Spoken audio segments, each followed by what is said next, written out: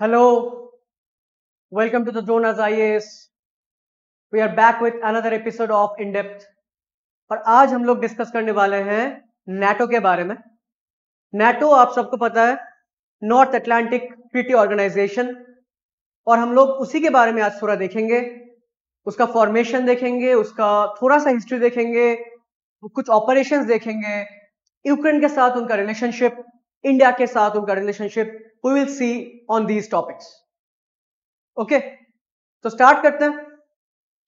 अच्छा, तो नेटो है क्या? NATO is an intergovernmental transitional military alliance. Right, it's a military alliance. और कितने कंट्री का है? ये है 32 कंट्री का.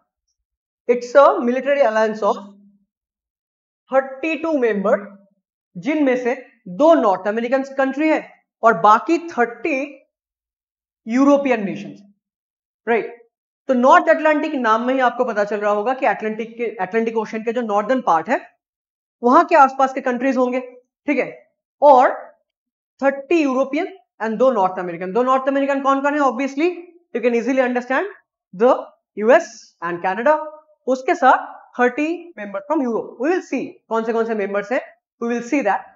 अच्छा, now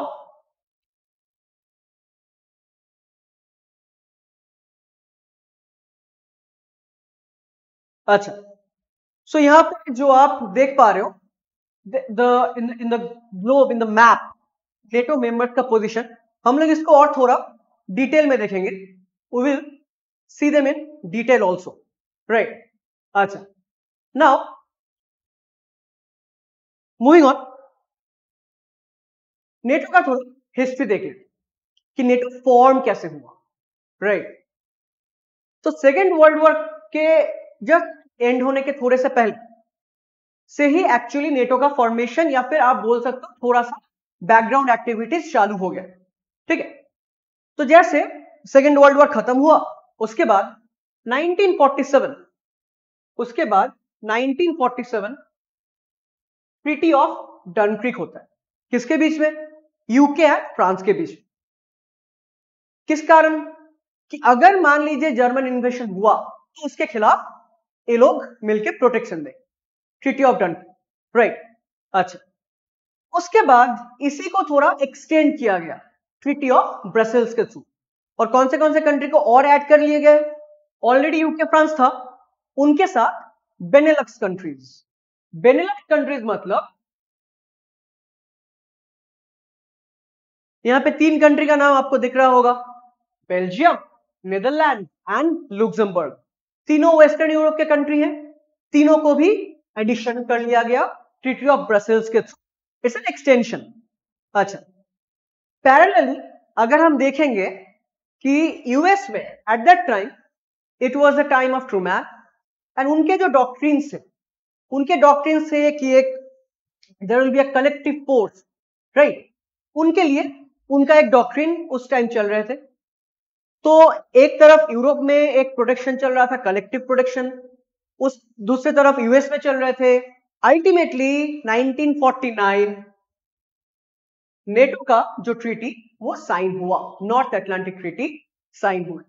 and you can see here कि हैरी एस ट्रूमन, यूएस के प्रेसिडेंट एट दैट टाइम, जो वॉशिंगटन डीसी में 4 अप्रैल 1949 नेटो ट्रीटी को साइन कर रहे हैं. Right, you can see in this picture, this is the moment where the NATO treaty was signed. ठीक है, अच्छा, now let's see a bigger map कि नेटो के मेंबर्स कौन कौन है ना. एज आई टोल्ड यू कि यूएस एंड कनाडा ये दोनों तो है ही. उसके साथ अगर आप यूरोप की तरफ देखेंगे, you can understand 30 countries are part of this alliance, this multinational alliance. और कैसा अलायंस है ये? It's a military alliance. ठीक है, और ये अलायंस क्या इसका मेन मोटो क्या है? इसका मेन मोटो ये है कि attack on any country should be responded as attack on every. अगर मान लीजिए इसमें से किसी भी एक कंट्री में कोई भी अटैक हुआ तो बाकी कंट्री ये अपने ऊपर पर्सनल अटैक जैसा वो लोग इसको लेंगे and then they will reciprocate, then they will take action, right. तो it's a collective military alliance specially on the Atlantic Ocean, आपको दिख रहा होगा इसके नॉर्दर्न साइड। अच्छा, नाउ अभी तो हम बोल रहे हैं 32 मेंबर्स, बट 32 मेंबर्स शुरू से तो थे नहीं। जब ये ट्रीटी साइन हो रहा है तब सिर्फ 12 members, there are only the founding members, कितने? 12, ठीक है। The founding members how many? 12। उसके बाद धीरे धीरे एनलार्जमेंट हुआ, एक्सपेंशन हुए और बाकी कंट्रीज भी इनमें ऐड हुए। So let's just go through that chronology, थोड़ा सा देख लेते हैं। जैसे 1949, as I am telling you, 12 founding members, और कौन कौन से होंगे? सी द बेनेलक्स कंट्रीज तो होंगे ही, बेल्जियम, नेदरलैंड्स, लुक्समबर्ग, ये होंगे। यूके होंगे, यूके का ट्रीटी था किसके साथ? फ्रांस के साथ, राइट। दो North American countries Canada and US हो गए, और बाकी Norway, Portugal, Denmark, Iceland, Italy. So total मिला के 12 फाउंडिंग मेंबर्स, 12 फाउंडिंग मेंबर्स। और कब ये हो रहे हैं? 1949। हम लोग अभी अभी देखे कि 1949 में द ट्रीटी वाज साइंड। तो 12 फाउंडिंग मेंबर्स ये लोग थे, ठीक है। यहां से फैक्चुअल क्वेश्चन यूपीएससी पूछ सकता है। आपको मान लीजिए कंट्रीज का नाम देके बोल सकता है कि it's a part of founding members, और आप कंफ्यूज हो सकते हो, ठीक है। तो यू कैन इजीली रिमेंबर कि बेनेलक्स कंट्रीज होंगे, फ्रांस यूके होगा, कनाडा यूएस होंगे। तो आपका 5-7 कंट्री यहीं पे हो गया। बाकी 5 जो है वो होंगे Norway, Portugal, Denmark, Iceland and Italy. ये 12 फाउंडिंग मेंबर्स। अच्छा, उसके बाद धीरे धीरे एनलार्जमेंट होना शुरू हुआ, ठीक है। उसके बाद धीरे धीरे एनलार्जमेंट होना शुरू हुआ। जैसे हम लोग देख पा रहे हैं 1952 में ग्रीस एंड टर्की, ठीक है, वो ऐड हुए। Germany at that time it was West Germany, बाद में यूनिफिकेशन हुआ तो Germany is now member. Taxation of Germany. 82 में स्पेन ऐड हुए। 1999 में पोस्ट कोल्ड वॉर दो तरीके से यहां पे एडिशन हुए थे। ये फर्स्ट फेज था, कोल्ड वॉर जब खत्म हो गया, कोल्ड वॉर के बाद फर्स्ट फेज जब था उसमें चेक रिपब्लिक, हंगरी एंड पोलैंड, ये 3 कंट्री ऐड हुए। चेक रिपब्लिक, हंगरी एंड पोलैंड, ये 3 कंट्री ऐड हुए after the first cold war के बाद जो फर्स्ट कंसोलिडेशन। देन अगर हम सेकेंड कंसोलिडेशन देखें तो 2004 में the second phase of addition, second phase of expansion after cold war, Bulgaria, Estonia, Latvia, Lithuania, Romania, Slovakia, Slovenia, 7 more European countries. And NATO का treaty ये बोल रहा है कि कोई यूरोप का कोई भी कंट्रीज में ऐड हो सकता है, यूरोप का कोई भी कंट्रीज में ऐड हो सकते हैं। यू कैन अंडरस्टैंड कि these countries were added, right. अच्छा, 2009 Albania and Croatia, again European country add हो रहा है। 2017 मॉन्टेनिग्रो, 2020 नॉर्थ मैसिडोनिया, ठीक है। एंड 2023-24 एकदम recent Finland and Sweden, just एकदम रिसेंटली ये 2 कंट्रीज ऐड हुए थे। काफी दिनों से बात चल रहा था ये लोग ऐड होंगे and then finally they become a member. So all total 12 founding members and 20 new additions. We have total strength of 32 members, right? And this is the chronology of how each country become a NATO member. अच्छा, now अगर हम कुछ operations देखें, operations in the sense कहां पे NATO involve हुआ था military wise, strategically, या फिर कुछ और मॉनिटरिंग पर्पस, कहां पे नेटो इन्वॉल्व हुए थे। तो नेटो का जो one of the first cold war के दौरान, during the cold war NATO did not involve in any operation. उसके बाद फर्स्ट टाइम 1990 एंड 1991, ठीक है, जब इन्वेशन हो रहे थे, ठीक है, कुवैती इन्वेशन, उस टाइम उन्होंने ये 2 ऑपरेशन किया, Anchor Guard and Ace Guard, 1990-1991, right. Then 1992 में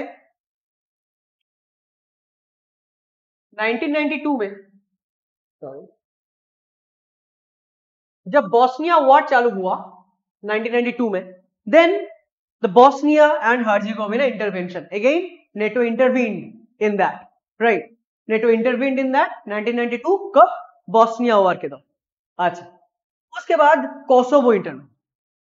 now this intervention become a bit complicated and people were asking for legitimacy कि क्या नेटो इसमें इन्वॉल्व हो सकता है कि नहीं, and there were cases of civil casualties, there were cases of bombings, जो थोड़ा सा कंट्रोवर्शियल बन गया, राइट।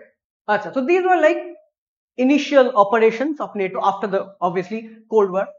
उसके बाद then this happened. This picture almost the entire world knows about this picture.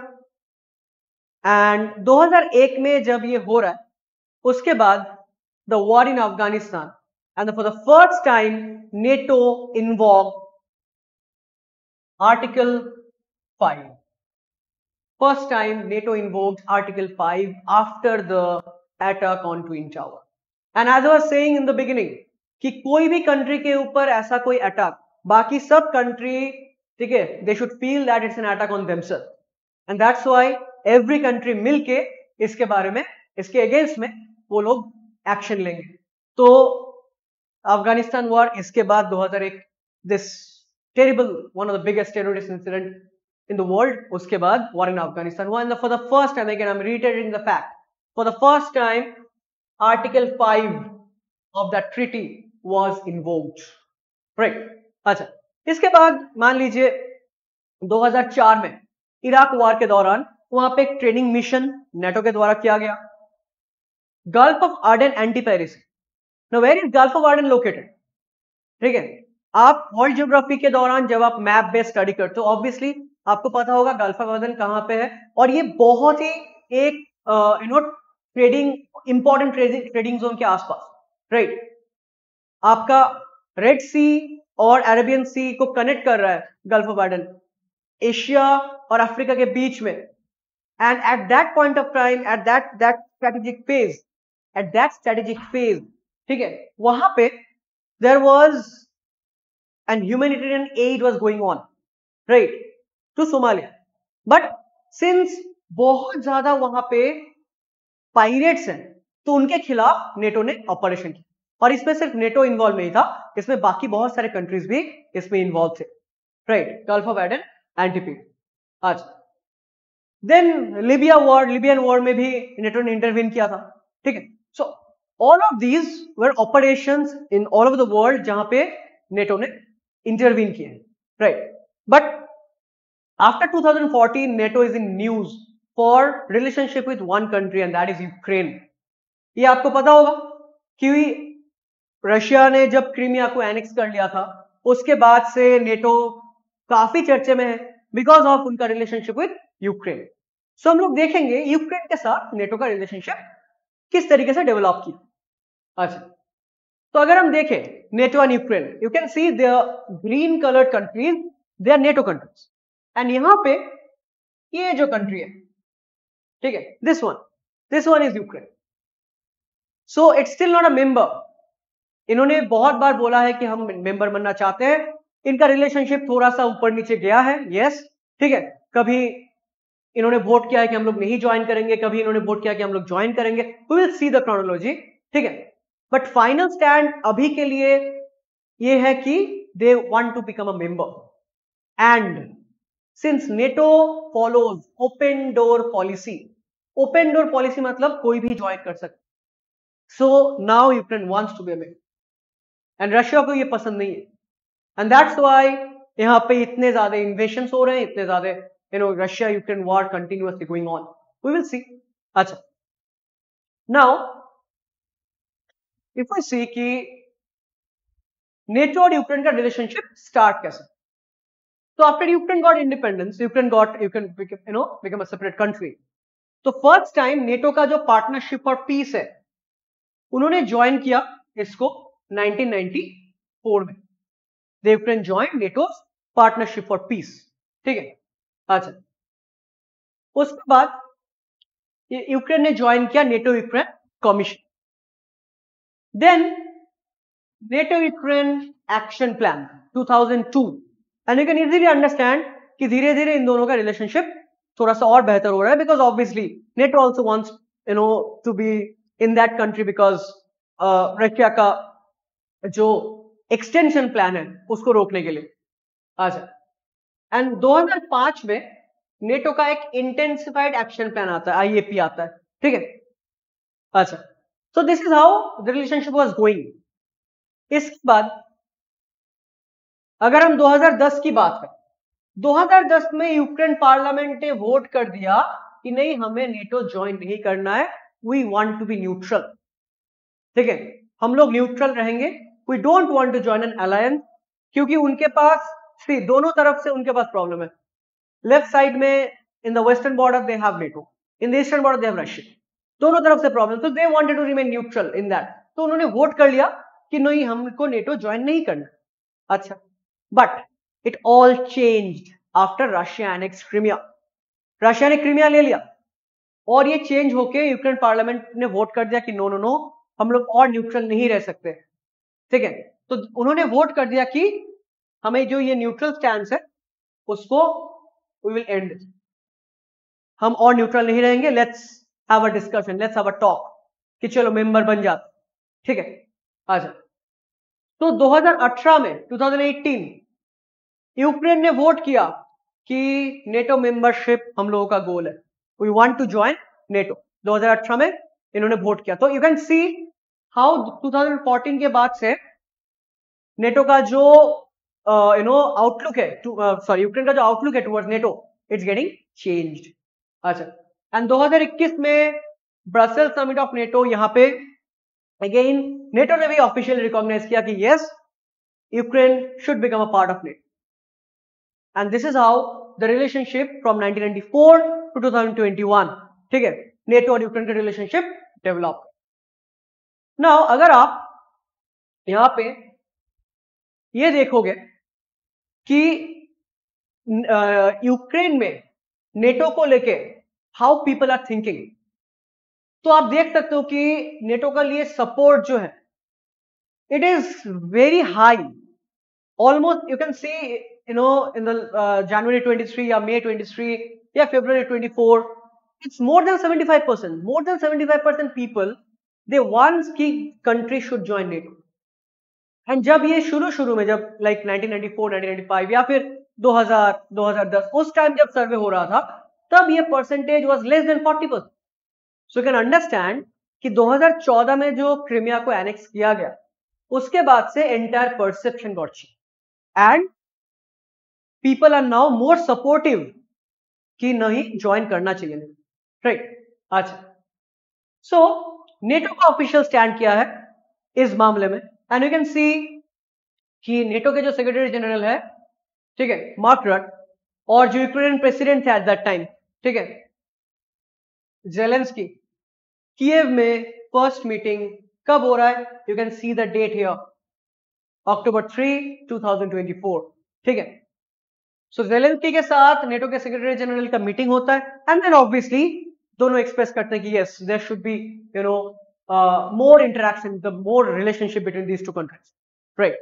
अच्छा, तो नेटो का ऑफिशियल स्टैंड देखें, ठीक है, नेटो का ऑफिशियल स्टैंड क्या है, अगर आप नेटो के वेबसाइट में जाओगे you will see what NATO officially thinks, and Russia का जो ये वॉर है यूक्रेन के खिलाफ, एग्रेशन, ठीक है, नेटो उसको स्ट्रॉन्गेस्ट पॉसिबल टर्म्स में कंडेम कर रहे हैं, ठीक है, it condemns it. Same way NATO का ऑफिशियल स्टैंड है कि it will never recognise Russia's illegal and illegitimate annexations including of Crimea. तो ये नेटो का स्टैंड है कि रशिया के लिए क्रीमिया में जो एनेक्सेशन किए हैं, it is illegitimate, it is illegal, and it will never recognise that, ठीक है।